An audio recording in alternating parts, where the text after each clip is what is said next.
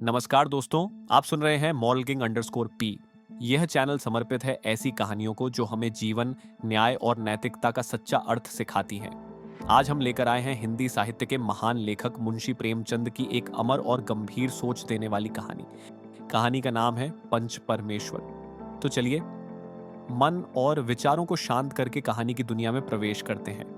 यह पंच परमेश्वर अलगू चौधरी और जुम्मन शेख एक ही गांव के निवासी थे।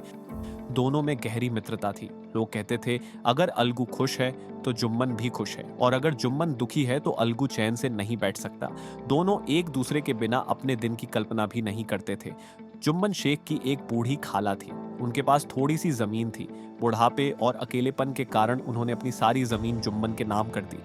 बदले में यह शर्त रखी गई कि जुम्मन जीवन भर उनकी सेवा करेगा। शुरुआत में सब कुछ ठीक रहा। खाला को सम्मान मिलता रहा, खाना मिलता रहा, इज्जत मिलती रही, लेकिन समय इंसान की नीयत पहचान लेता है। कुछ ही वर्षों में जुम्मन और उसकी पत्नी खाला को बोझ समझने लगे। खाने में कटौती होने लगी, बोलचाल में तिरस्कार आने लगा। अब खाला को हर दिन यह महसूस होने लगा कि उनकी जमीन उनसे उनका सम्मान छीन चुकी है। आखिरकार खाला ने निर्णय लिया कि वह न्याय मांगेंगे। गांव में पंचायत बैठी, पंच चुनने की बारी आई। खाला ने कांपती आवाज में कहा, मैं अलगू चौधरी को अपना पंच चुनती हूँ। यह सुनते ही सभा में सन्नाटा छा गया। अलगू चौधरी धर्म संकट में पड़ गए। एक ओर पुरानी मित्रता थी, दूसरी ओर न्याय की जिम्मेदारी। रात भर अलगू सो नहीं पाए। उनका मन कहता, अगर जुम्मन के खिलाफ फैसला दिया तो दोस्ती टूट जाएगी, लेकिन आत्मा कहती, अगर अन्याय हुआ तो तुम पंच कहलाने के योग्य नहीं। अगले दिन पंचायत में अलगू ने निर्णय सुनाया। उन्होंने कहा, जब तक खाला जीवित हैं उन्हें हर महीने निश्चित खर्च मिलेगा। अगर यह संभव नहीं तो जमीन उन्हें वापस दी जाए। यह फैसला पूरी तरह न्यायपूर्ण था, लेकिन जुम्मन शेख आहत हो गया। उसकी मित्रता नफरत में बदल गई। समय बीत गया। कुछ महीनों बाद अलगू चौधरी स्वयं एक मुकदमे में फंस गए। इस बार पंच चुना गया, जुम्मन शेख। अब गांव में चर्चा होने लगी। लोग बोले, आज बदला लिया जाएगा। जुम्मन शेख पंच की गद्दी पर बैठा।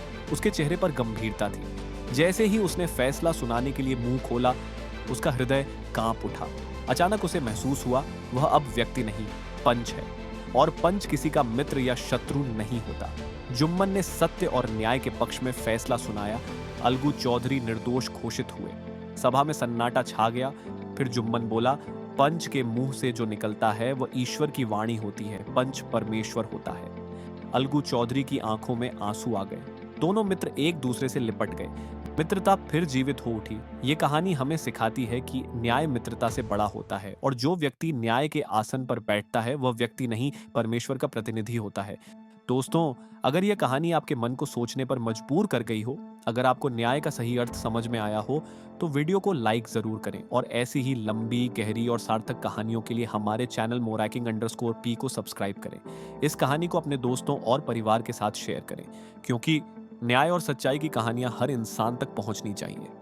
फिर मिलेंगे एक नई कहानी के साथ। तब तक के लिए धन्यवाद।